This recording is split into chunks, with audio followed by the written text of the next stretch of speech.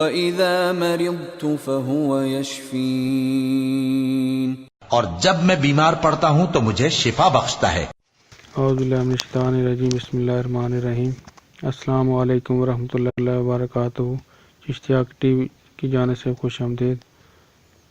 دوستو، آج میں آپ کو یرکان کا علاج بتاتا ہوں۔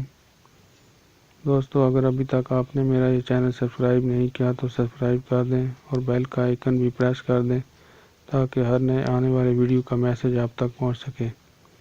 دوستو، یرکان سے علاج کے دو طریقے ہیں۔